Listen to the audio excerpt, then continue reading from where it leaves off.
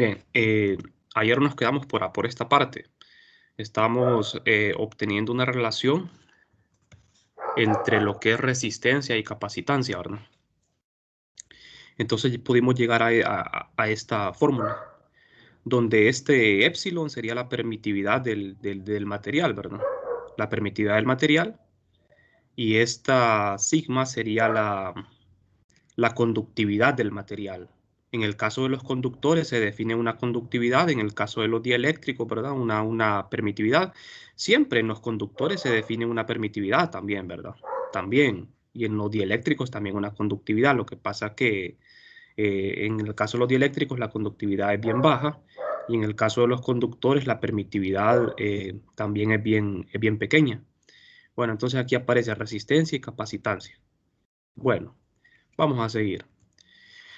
Lo que vamos a hacer hoy es que vamos a obtener una relación para lo que es la potencia disipada. Potencia es trabajo por unidad de tiempo, ¿verdad? Energía por unidad de tiempo.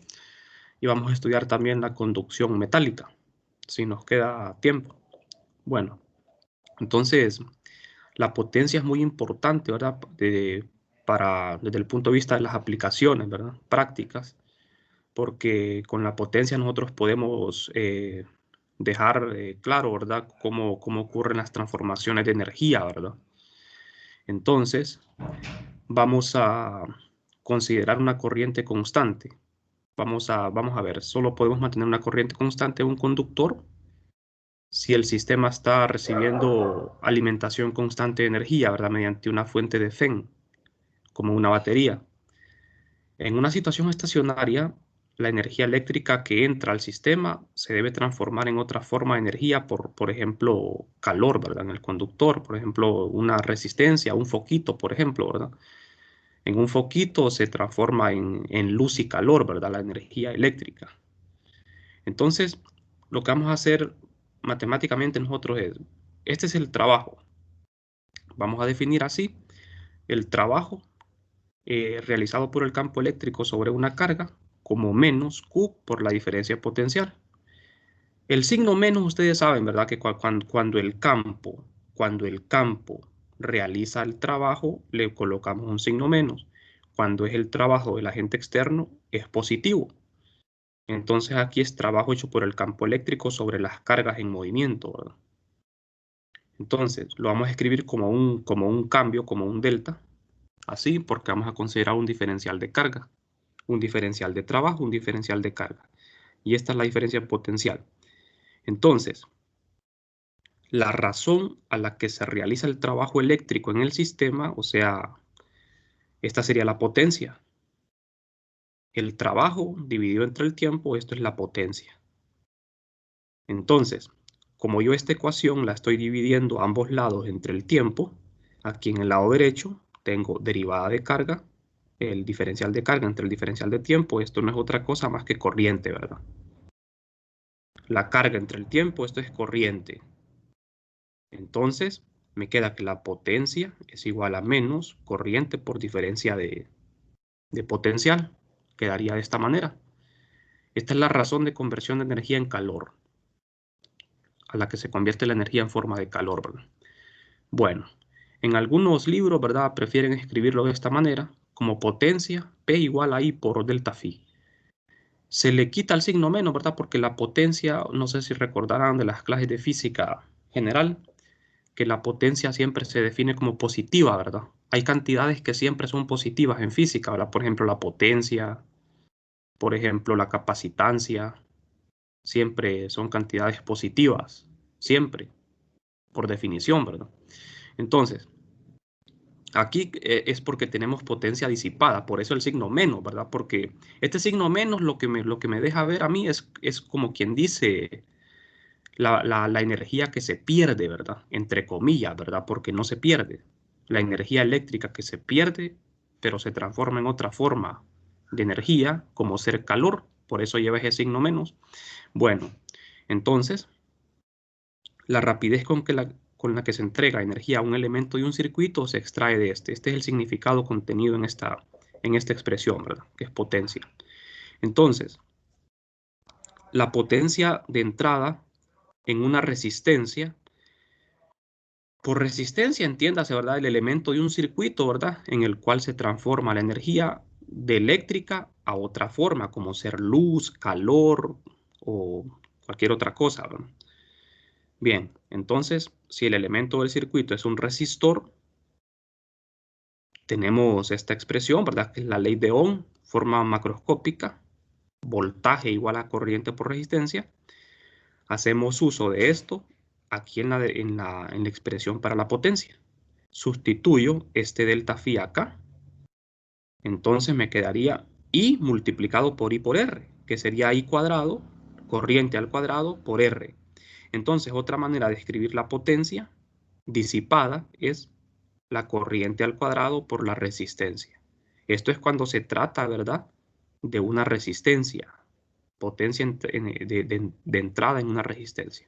Bueno, otra manera también de escribir esto, igual, agarramos la ley de Ohm y en lugar de sustituir la diferencia potencial, lo que hacemos es que sustituimos para I. De la ley de Ohm, despejo para I, me queda delta phi entre R y lo sustituyo en la potencia de esta manera. Entonces la potencia queda como delta phi cuadrado entre R. Entonces tenemos dos formas de poder escribir la potencia para una resistencia, ¿verdad? I cuadrado por R o delta phi cuadrado entre R. Entonces esto se interpreta como la energía que se disipa en el resistor a una tasa de I cuadrado por R. ¿De acuerdo? Entonces esta expresión, ¿verdad?, nos va a servir bastante, ¿verdad?, para cálculos prácticos, ¿verdad? Bueno, aquí tenemos, ¿verdad?, un ejemplo, ¿verdad?, de un pequeño circuito bastante básico, una fuente, el interruptor y la resistencia, que en este caso es un foquito, la energía eléctrica, la corriente eléctrica, la energía que se entrega a este resistor se transforma de energía eléctrica a luz y calor. Aquí tenemos transformación de energía, ¿verdad?, en luz y calor. Entonces esa energía que se le entrega la podemos ver aquí.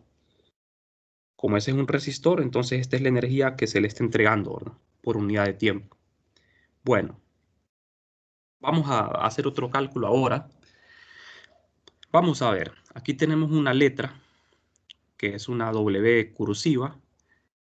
Esto representa la razón de producción de calor por unidad de volumen y usamos un modelo de un conductor cilíndrico. Bien, entonces ahora en vez de una resistencia, ¿verdad?, vamos a tomar el propio conductor, porque ustedes bien saben, ¿verdad?, de que, por ejemplo, nosotros aquí estamos idealizando, ¿verdad?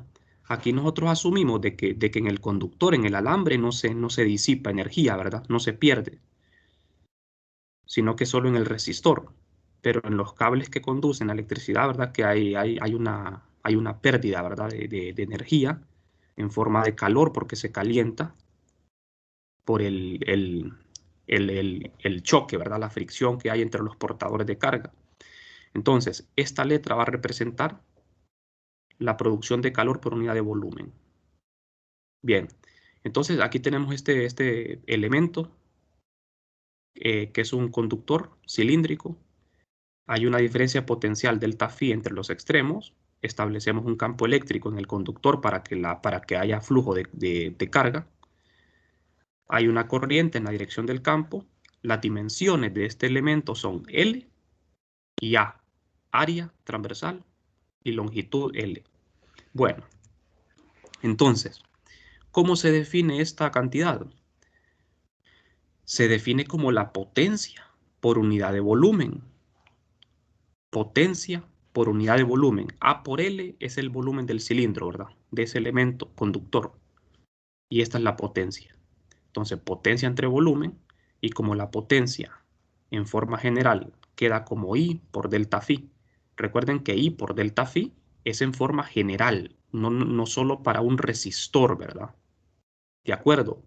Esto que está aquí es para resistores, pero esto sería en un caso general. En un caso general. Bueno, entonces, A es el área transversal, es la longitud. Entonces, si nosotros esto lo ponemos de otra manera, agrupamos así, y entre A y delta phi entre L. ¿Por qué lo hacemos? Porque estas cantidades son conocidas. Corriente entre área es la definición de densidad de corriente. Así se define, ¿verdad? Como corriente por unidad de área, transversal. Acuérdense, muchachos, que es muy importante para fines de la prueba, ¿verdad? Los conceptos. ¿Cómo se define J? Como corriente atravesando un área transversal. O sea, el área perpendicular a la corriente. El área A. Por eso aquí ponemos el área A, porque así se define J, ¿va? Corriente atravesando un área perpendicular a la corriente. Y delta phi entre L es campo eléctrico. ¿Pero campo eléctrico qué? O sea, delta phi entre L es un campo eléctrico que tiene una característica, que es ¿cómo? ¿Cómo es este campo eléctrico? ¿Cómo es este campo eléctrico? Cuando lo escribimos como delta phi entre L, el campo es...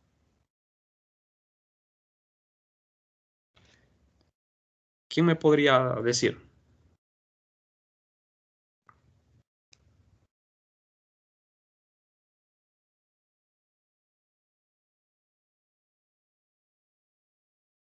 Ajá. ¿Quién me podría explicar eso?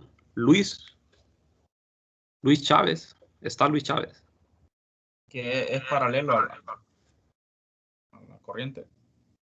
Ajá, es paralelo. Paralelo a la corriente, sí. Ajá, ¿qué me podría decir Wilmer Mendoza?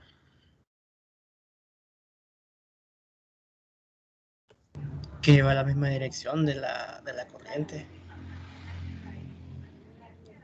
Ajá, pero bueno, es cierto lo que ustedes dos dijeron, ¿verdad? Pero cuando nosotros escribimos el campo eléctrico como delta phi entre L, o sea, diferencia potencial entre longitud, nos referimos a que el campo es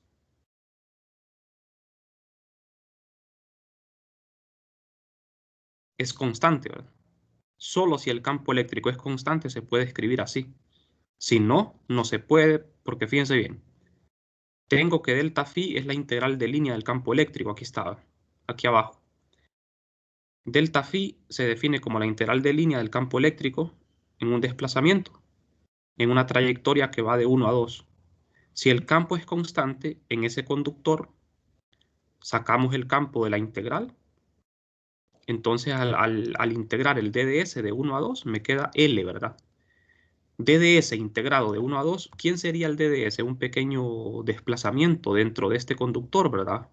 Dentro de este conductor hay un camino de extremo a extremo. El DDS es un pequeño desplazamiento. Si yo integro a lo largo de todo el conductor, el desplazamiento es L. La longitud total es L.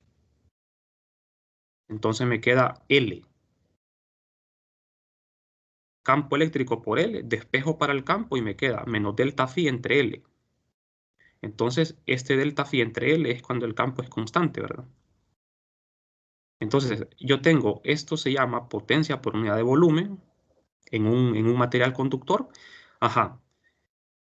Fíjense bien, aquí I por A, I entre A es J, densidad de corriente, y delta phi entre L es E. Entonces me queda que la potencia disipada por unidad de volumen es igual a la densidad de corriente por el campo. Esta expresión es muy importante en la clase, ¿verdad? Porque la vamos a seguir usando más adelante. Por ejemplo, cuando estudiemos el vector de Poynting, bueno, si a un caso nos queda chance, ¿verdad? La potencia disipada la vamos a escribir así, por unidad de volumen. Entonces, vamos a ver, tenemos dos maneras de escribir eso también. Como esta J, densidad de corriente, por la ley de Ohm, de manera microscópica, es conductividad por campo. Sustituyo aquí conductividad por campo y el campo me queda el campo al cuadrado, ¿verdad? Por la conductividad, ¿verdad? No confundan esto con densidad de carga, ¿verdad? Ya les mencioné que cuando es carga, se le pone un subíndice CH, ¿verdad? Por carga.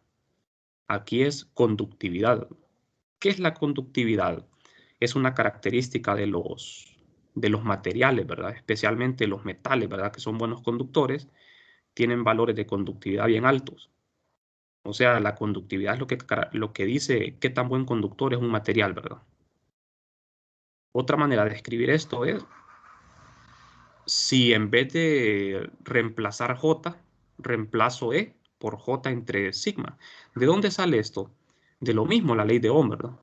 Como la ley de Ohm es J igual a sigma por E, despejo para el campo. Campo es igual a J entre sigma, J entre la conductividad. Y me queda J al cuadrado entre la conductividad. Aquí tengo las dos maneras. Esta es una cantidad escalar, ¿verdad?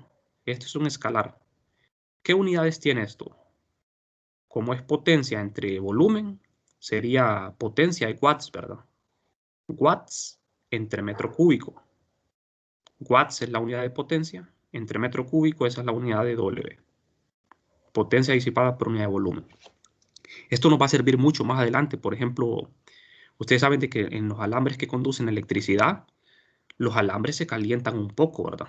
Se calientan un poco debido al choque que existe entre las cargas. Entonces, ese calentamiento en los alambres que conducen la electricidad se expresa mediante esta ecuación. Esa energía eléctrica se transforma en calor debido a esos choques y esa energía que se disipa se escribe así. Potencia por unidad de volumen, ¿verdad? Potencia por unidad de volumen.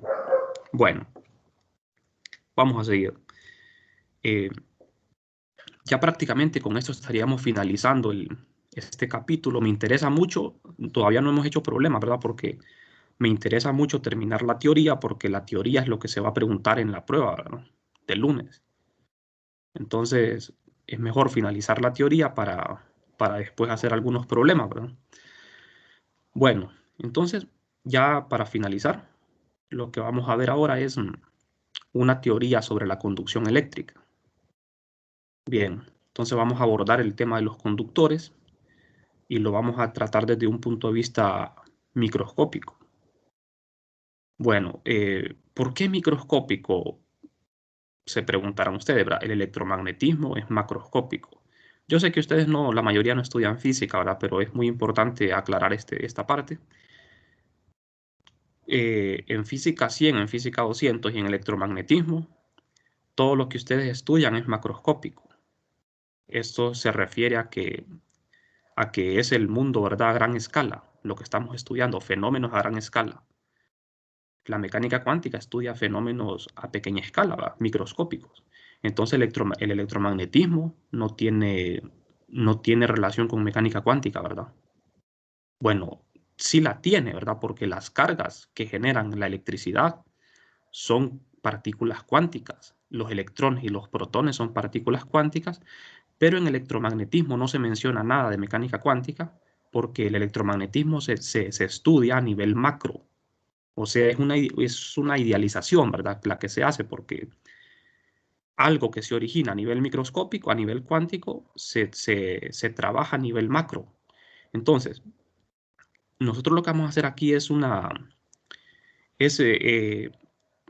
echarle un vistazo al punto de vista microscópico para definir cantidades macroscópicas, ¿verdad? Entonces, vamos a analizar el comportamiento microscópico, o sea, a pequeña escala, por medio de las cargas en movimiento dentro de un conductor. O sea, analizando el movimiento promedio, ¿verdad? De las cargas dentro del conductor y vamos a intentar dar respuesta a estas dos preguntas. ¿Por qué existe producción de calor en un conductor? ¿Y por qué existe resistencia? O sea, los alambres conductores, ¿verdad? Ustedes que van a ser ingenieros saben mejor que yo, ¿verdad? De que los cables que conducen electricidad tienen resistencia. Nosotros decimos, ¿verdad?, de que en un circuito el resistor es este. Esta es la resistencia, pero de hecho todo el cable tiene resistencia, ¿verdad? Tiene resistencia porque los electrones que conducen la electricidad están chocando con las demás partículas y eso produce una resistencia que lleva a una producción de calor, ¿verdad? Entonces, en el modelo clásico, o sea, el modelo macroscópico, todo lo que es clásico es macro, ¿verdad? Macroscópico, de la conducción eléctrica en los metales, esto nos lleva a la ley de Ohm. O sea, la ley de Ohm es, así como Ohm la formuló, es un principio macroscópico, ¿verdad? A gran escala. Entonces, analizando las cosas a nivel micro, supongamos de que estos son los portadores de carga, como los electrones, ¿verdad? Son partículas cuánticas, pero nosotros no nos metemos a ese tema, ¿verdad? Entonces, estos electrones dentro del conductor se están moviendo con rapidez bien pequeña, ¿verdad? Que se llama rapidez de deriva o rapidez de arrastre. Estos portadores de carga, los electrones, se mueven porque existe un campo dentro del conductor. Si no existe campo, siempre se mueven, ¿verdad? Pero el movimiento es muy diferente. Fíjense bien. Aquí tenemos un movimiento de un electrón, por ejemplo, sin presencia de campo eléctrico. Y lo que se pretende mostrar aquí con esta figura es que cuando no existe campo, prácticamente el electrón permanece en el mismo punto. Siempre se mueve, vibra, pero permanece prácticamente en la misma posición. No cambia, prácticamente no cambia su posición, ¿verdad? ¿Qué pasa cuando se activa un campo eléctrico? El campo ejerce una fuerza sobre las cargas. En este caso electrones, ¿verdad? Porque son las partículas libres, ¿verdad? En los conductores. Entonces, como ustedes ven, el electrón inicialmente estaba aquí y por la presencia del campo se mueve en dirección contraria al campo en zigzag, ¿verdad? Se mueven en zigzag de forma aleatoria y termina en una posición muy diferente a la que tenía inicialmente. Entonces nosotros vemos aquí de que cuando hay un campo, estos electrones sí cambian de posición, sí se mueven significativamente, aunque la velocidad es muy pequeña, se le llama velocidad de deriva o de arrastre. Esta velocidad se puede medir experimentalmente y es una velocidad muy pequeñita. Entonces, cuando uno enciende la luz, ¿verdad? La luz aparece instantáneamente, ¿verdad? Porque el campo eléctrico prácticamente viaja a la velocidad de la luz, ¿verdad? Pero las partículas que se mueven en los cables se mueven muy lento, ¿verdad? Es como un pelotón de soldados, ¿verdad? Si ustedes tienen una fila de soldados y ustedes le dan una voz de mando, ¿verdad? De que empiecen a marchar, todos comienzan a marchar al mismo tiempo, ¿verdad? Eso les pasa a los electrones en los cables, ¿verdad? O sea, la voz de mando sería como el campo eléctrico, ¿verdad? Cuando el campo se activa casi a la velocidad de la luz, todos los electrones empiezan a mover. Entonces, por eso el fenómeno, ¿verdad?, de la electricidad aparece instantáneamente, ¿verdad? Aunque esa rapidez de deriva es muy pequeña. Bueno, entonces, para hacer aquí la parte matemática, nosotros vamos a hacer dos consideraciones. Vamos a suponer que los electrones se mueven de forma azarosa, ¿verdad?, aleatoria, a través del conductor, sometidos a la fuerza eléctrica y a otra fuerza de origen mecánica, conocida como fricción, ¿verdad? Fuerza de fricción. Aunque no es la misma fuerza de fricción, ¿verdad?, que estudiábamos en física 100, ¿verdad? Esta fricción se debe a choque, ¿verdad?, entre las partículas. Bueno, entonces, sobre el electrón hay dos fuerzas. La fuerza eléctrica debida al campo. Aquí tengo la carga de un electrón, que es E, y la fuerza mecánica, que es una fuerza de fricción. Esta cantidad, ¿verdad?, es el factor de proporcionalidad, ¿verdad? Es un factor que hace dimensionalmente correcta la ecuación, ¿verdad? Porque como es fuerza, tiene que tener unidades de Newton, ¿verdad? La velocidad multiplicado por esto tiene que dar unidades de Newton de fuerza. Entonces este factor tiene que tener unas unidades tal que al multiplicarse por B me quede en Newton. La fuerza neta sobre el electrón, entonces, sería, usando la segunda ley de Newton. Fíjense bien, o sea, el electromagnetismo, ¿verdad? Es prácticamente lo que nosotros estudiamos en electromagnetismo es una aproximación a la realidad, ¿verdad? Porque estas partículas son cuánticas, no obedecen las leyes de Newton, obedecen las leyes de la mecánica cuántica. Pero nosotros aquí estamos diciendo que el electrón, que es una partícula muy chiquita, obedece la segunda ley de Newton, ¿verdad? Cosa que no es cierto, ¿verdad? Es una aproximación, ¿verdad? Entonces, masa por aceleración, ¿verdad? Y la fuerza neta, ¿quién es? es la fuerza eléctrica más la fuerza de fricción. Las dos las ponemos negativas, ¿verdad? Porque la fuerza de fricción se opone al movimiento, negativa, y aquí la fuerza eléctrica negativa porque la carga del electrón, ¿verdad? Es negativa, ¿verdad? Bueno, entonces, nosotros asumimos que la aceleración es cero. ¿Por qué asumimos esto? Lo asumimos porque la velocidad con que se mueven estas partículas en promedio, vamos a decirte que es casi constante, ¿verdad? Es muy pequeña y es casi constante, por lo tanto, decimos de que su aceleración es cero para simplificar más este modelo. Este es un modelo, ¿verdad? Entonces, de acá, de esta simple expresión, despejo para la velocidad y me queda esto. Entonces, esta velocidad que tenemos, jóvenes, es la velocidad de deriva o velocidad de arrastre, que es una rapidez muy pequeña, se puede medir experimentalmente. Necesitamos conocer el campo, la carga del electrón ya se conoce, y necesitamos este factor de proporcionalidad, ¿verdad? Este factor que tiene que ver con la fricción. Bueno, entonces, la velocidad de deriva en promedio es muy pequeña y es del orden de 10 a la menos 4 metros por segundo. O sea, 10 a la menos 4 estamos hablando de un número muy pequeño, ¿verdad? Bastante pequeño. O sea que el movimiento es insignificante, ¿verdad? En lo que son los conductores. Bueno, si n, vamos a decir, si n es el número de electrones por unidad de volumen, la densidad de carga libre va a ser esto. Vamos a ver, esta es densidad de carga. Densidad de carga es carga por unidad de volumen. Aquí nosotros vemos de que tenemos n por E. E es la carga del electrón y n es número de electrones por volumen. O sea, ¿qué unidades tiene n? N tiene unidades de 1 sobre metro cúbico.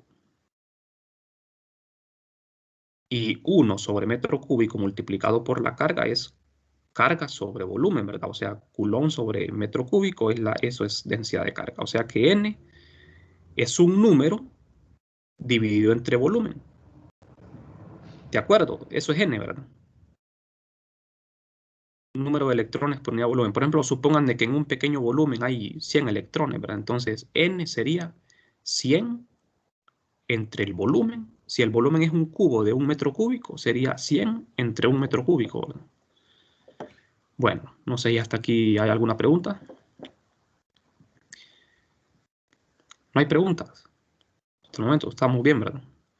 Bueno, entonces, la densidad de corriente volumétrica libre, porque estamos hablando de conductores, ¿verdad? Por eso es libre, queda definida de esta forma. Esto lo estudiamos en la primera clase, ¿verdad?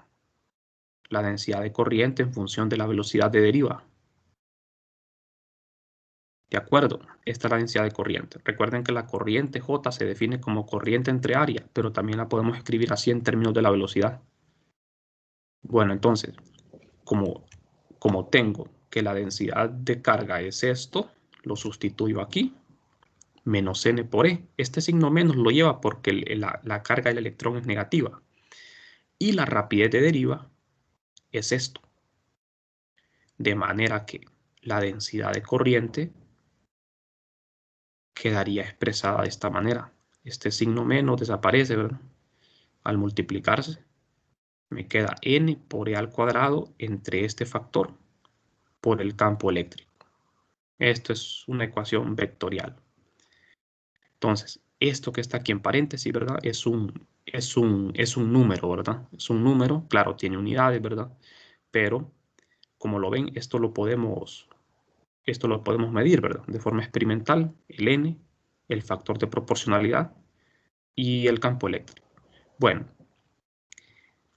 ¿qué es la ley de Ohm? Vamos a ver, esto es la ley de Ohm obtenida mediante este modelo microscópico, clásico,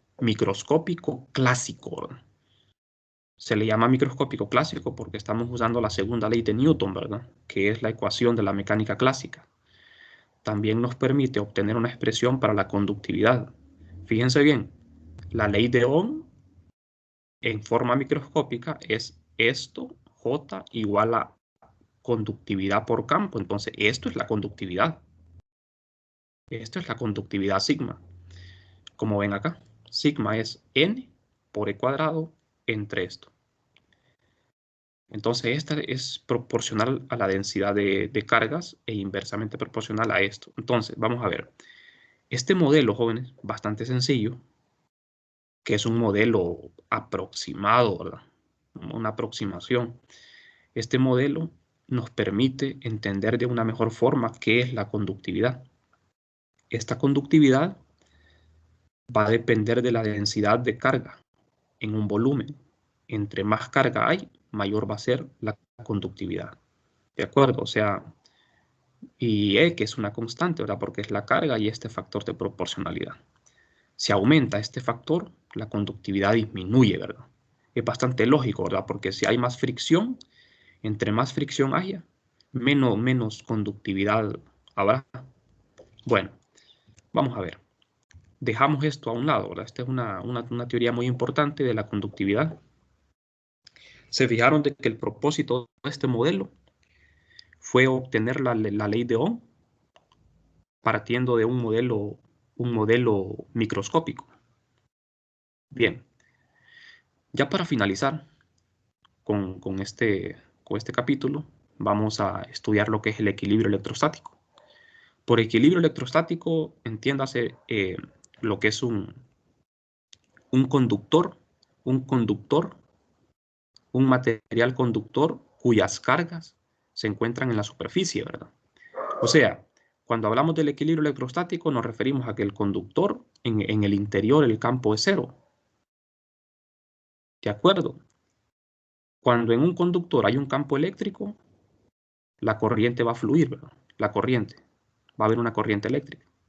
Después de cierto tiempo, el conductor va a quedar en equilibrio, a menos de que exista una fuente de alimentación, ¿verdad? Que mantenga la corriente constante. Entonces, nosotros aquí vamos a asumir de que no existen fuentes, ¿verdad? De alimentación. Lo único que tenemos es un conductor y un campo eléctrico. Entonces, vamos a tomar en cuenta un material IHL, conductor IHL, isotrópico, homogéneo, lineal. ¿Sí recuerdan qué es esto, ¿verdad, jóvenes? ¿A qué se refiere IHL? ¿Qué significa que el conductor es IHL? Isotrópico, que las propiedades son iguales en todos lados, homogéneo, que es constante, y lineal, cómo se comporta la ley de Ohm, ¿verdad? Creo que sería así. Sí, exacto. Exacto, o sea, así como lo dijo, la lineal es por la ecuación, ¿verdad? Que tiene la forma de una ecuación lineal, así como y igual a x más b, ¿verdad? Y igual a mx más b, una ecuación lineal. Es homogéneo, ¿verdad? Homogéneo tiene que ver con la conductividad. Si el material es homogéneo, significa que la conductividad es constante. Acuérdense bien de eso, porque eso se puede preguntar en la teoría, ¿verdad? El conductor es homogéneo cuando el valor de la conductividad es constante. Es el mismo en todos los puntos del conductor. Ahora, si en el conductor esta conductividad cambia en la posición, ya no es constante, entonces ya no es homogéneo. El conductor sería IL. Un conductor IL es un conductor en el cual la conductividad es variable. Y un conductor IHL es un conductor en el cual la conductividad es constante. Bueno, entonces, si el conductor es IHL, tenemos esto, se cumple ley de Ohm. Y esta D es el vector de desplazamiento eléctrico, que estudiaron entre 21, ¿verdad?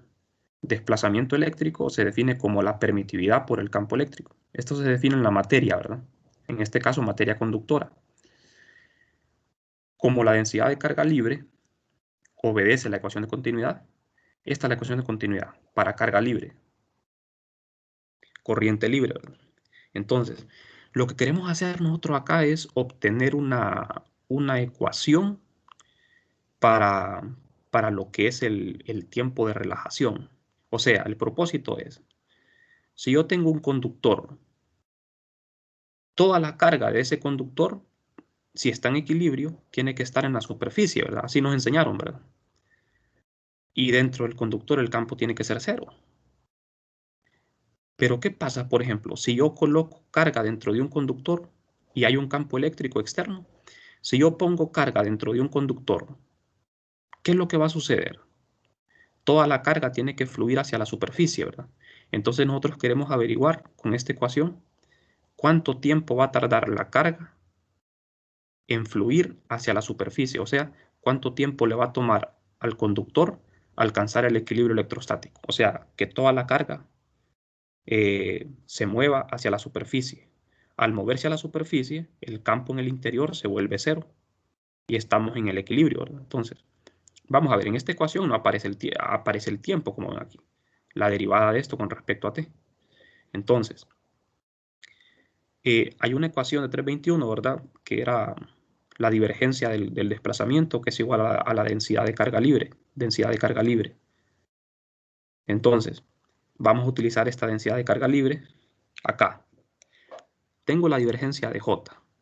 De esta ecuación despejo para la divergencia de J, paso esto al lado derecho, me queda negativo. Ajá, entonces aquí la divergencia de J. Por la ley de Ohm, J es conductividad por E. Estas dos ecuaciones se llaman constitutivas, ¿verdad? J lo sustituyo por sigma por E. Y vamos a ver. Acá en esta parte, en el lado izquierdo, tengo que la densidad es la divergencia de D. Entonces, sustituyo esto también, ¿verdad? Aquí, la divergencia de D. Lo que estoy haciendo, vamos a ver, jóvenes, si me están siguiendo. Esta E que está aquí es igual a D entre la permitividad. La sustituyo, ¿verdad? Sigma por E, pero E es el desplazamiento eléctrico entre la permitividad. Lo sustituyo y me queda sigma entre E, que es conductividad entre permitividad. Entonces, esto lo puedo sacar de aquí, del argumento de la derivada, porque se supone que esto es constante, porque el material es homogéneo, ¿verdad? Esto sale, me queda la divergencia de D. Vamos a ver. Entonces, este cálculo se hizo acá, ¿verdad? Vamos a ver. Pero ahora, fíjense bien, la divergencia de D es la densidad de carga libre. Entonces sustituyo, en vez de esta divergencia de D, pongo la densidad de carga libre. O sea que en el lado izquierdo tendría esta derivada de la densidad de carga libre y en el lado derecho tendría la densidad de carga libre. Me quedaría una ecuación de esta forma. Negativo, ¿verdad? Por el signo, ¿verdad? Que aparece en la ecuación de continuidad. Entonces ustedes ven que ahora tengo una ecuación diferencial de primer orden,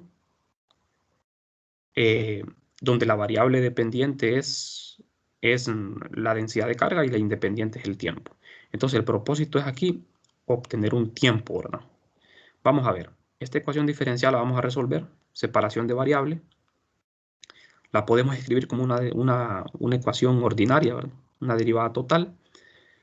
Hago el respectivo aquí despeje, ¿verdad? Hacemos esto, la separación de variable. Integramos. El lado izquierdo lo integramos desde una carga inicial hasta una densidad de carga final. El lado derecho, donde está el tiempo, lo integro desde un tiempo 0 hasta un tiempo arbitrario t. O sea, en el tiempo t igual a 0, la carga era una carga inicial y en el tiempo t una carga final. Bueno, resolvemos la integral. Aquí tenemos un logaritmo. Aplicamos la ley de los logaritmos. Acá en el lado derecho es una integral fácil. Me queda el tiempo, lo evaluamos. Tenemos esto. Aquí asumimos, jóvenes, de que la densidad de carga inicial es esto. La densidad de carga evaluada en el tiempo 0. Se puede escribir así también. Entonces, aquí usamos la ley de los logaritmos. Lo escribimos de esta forma. Entonces, seguimos con los logaritmos. Para poder eliminar esto, logaritmo natural, usamos el número de Euler, ¿verdad? El número E. Y nos quedaría de esta manera. Luego, despejamos para la densidad de carga final. La densidad de carga final. Y esta sería la densidad de carga inicial. Despejamos. Esto pasa a multiplicar acá.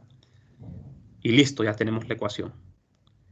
Esta ecuación era la que queríamos obtener. Ahora, ¿qué representa esta ecuación? Esta ecuación representa el equilibrio electrostático. O sea, como les decía, ¿verdad? Si nosotros colocamos una carga libre dentro de un conductor, toda esa carga se va a mover hacia la superficie del conductor en un tiempo. ¿En qué tiempo? En este tiempo. En un tiempo igual a epsilon entre sigma. En un tiempo tau. Este tiempo tau se llama tiempo de relajación. Este tiempo lo podemos medir. Para medirlo necesitamos saber qué tipo de conductor tenemos, ¿verdad? Porque, por ejemplo, si es cobre, cada conductor tiene valores diferentes, ¿verdad? Si es cobre, si es plata, si es aluminio, cada conductor tiene valores diferentes de sigma y de permitividad, ¿verdad? Conductividad y permitividad. Generalmente la conductividad de los metales es muy alta y la permitividad es muy baja, ¿verdad? De manera que este tiempo va a ser muy pequeño. Entonces, se supone que esta es la carga que había inicialmente, ¿verdad? En el conductor. Si inicialmente no existe carga dentro del conductor, esto es cero, ¿verdad? Porque esto sería cero. Ahora, ustedes dirán, ¿de dónde sale este tau? Esta letra tau, que se llama tiempo de relajación, sale de acá, ¿ve? Como aquí tengo un exponencial decreciente, significa que la densidad de carga disminuye exponencialmente con el tiempo. Disminuye exponencialmente con el tiempo. Esto siempre ocurre en los conductores, ¿verdad? En los buenos conductores, con mucha más razón. O sea, en un buen conductor, prácticamente toda la carga que está en el interior decae a cero en un tiempo prácticamente de cero, ¿verdad? O sea, instantáneamente, porque este tiempo va a ser bien pequeño. Entonces, vamos a ver, ¿de dónde sale este tau? Fíjense bien, aquí tengo la densidad en función del tiempo. Aquí está la variable tiempo, ¿verdad? Y el tiempo está multiplicado por sigma entre epsilon. Entonces, para que este exponente me quede elevado a la menos 1, ¿qué valor tiene que tener el tiempo? El tiempo tiene que tener un valor de epsilon entre sigma. Si usted sustituye este t por este tau, le queda epsilon entre sigma multiplicado por sigma entre epsilon, que es el inverso. Le queda menos 1. E a la menos 1 es 1 sobre e.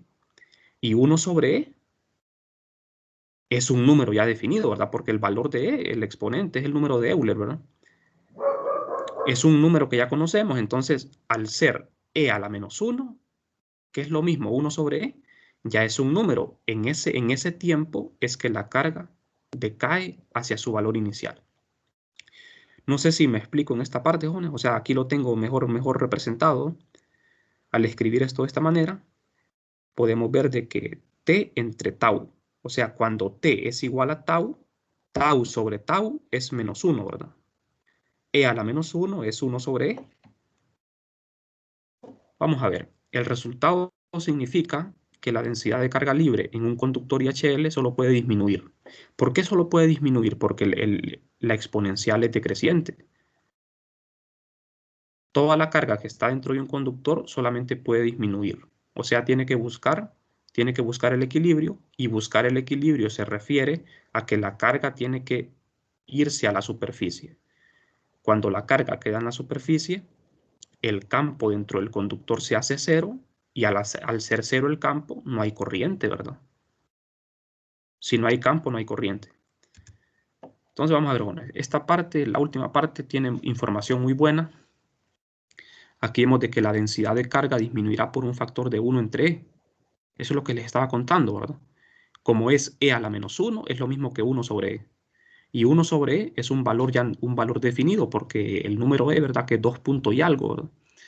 Entonces, la letra tau se refiere al tiempo de relajación porque es el tiempo que necesita el conductor para relajarse, ¿verdad? O sea, para quedar en equilibrio. Este tiempo es el tiempo para que el conductor se relaje, quede en equilibrio. Esta constante de tiempo tau es un tiempo. ofrece una medida de lo bueno que es un conductor. ¿A qué se refiere esto? O sea, los buenos conductores van a tener tiempos de relajación bastante pequeños. O sea, cuando yo tengo un conductor perfecto, que es una idealización, ¿verdad? Un conductor perfecto tiene valores de conductividad que tienden a infinito. Por lo tanto, jóvenes, vamos a ver. ¿Qué pasa aquí en el número tau en este tiempo de relajación cuando sigma tiende a infinito? Esto se hace casi cero, ¿verdad? Cuando sigma tiende a infinito, o sea, cuando un conductor es perfecto, el tiempo de relajación es prácticamente cero, o sea que instantáneamente el conductor va a alcanzar el equilibrio. Cuando un material alcanza el equilibrio casi instantáneamente, significa que es un conductor perfecto. Los materiales que no son buenos conductores les va a costar llegar al equilibrio. No sé si me explico, jóvenes. Un ejemplo pequeño. Por ejemplo, el cobre, que es un metal, es un buen conductor. No es perfecto, ¿verdad? Pero es un buen conductor. Tiene un valor de permitividad aproximadamente igual al vacío. La mayoría de los conductores de los metales tienen un valor de permitividad aproximadamente igual a la del vacío, ¿verdad? O sea, muy pequeña. Es muy pequeña. Y la conductividad del cobre es este valor. Que ustedes ven, la conductividad del cobre es bien grande. 10 a la 7 es un número bien grande, ¿verdad? Estamos hablando de 10 millones. Es una conductividad bien grande. Entonces, al dividir, quiero saber el tiempo de relajación. Al dividir la permitividad del cobre entre la conductividad del cobre, obtenemos un tiempo de relajación aproximado de 10 a la menos 19, que es un número demasiado pequeño, prácticamente cero, ¿verdad? Es un 0 punto y 18 cero, ¿verdad? Y un 1, o sea, es un número prácticamente cero. O sea, ¿qué significa esto? Que el cobre, como es un buen conductor, el cobre va a alcanzar el equilibrio prácticamente de forma instantánea. O sea que si ustedes colocan una carga, tienen un pedazo de cobre y dentro de ese pedazo de cobre hay carga libre, o sea, portadores como electrones, esos electrones rápido van a buscar la superficie del cobre, logrando el equilibrio electrostático, casi de manera instantánea, porque es un buen conductor, ¿verdad? Eso en presencia de un campo, ¿verdad? Lógicamente, ¿verdad? Bueno, entonces, jóvenes, con esto terminaríamos el contenido del capítulo 12. No sé si tienen alguna pregunta. Ustedes pueden enriquecer más esta teoría, ¿verdad? Pueden agarrar libros, ¿verdad? Y leer más sobre estos temas. Los problemas, ¿verdad? Quedarían pendientes para la otra semana. Por ahora, únicamente me interesaba lo que era la teoría, ¿verdad? Entonces, no sé si tienen preguntas.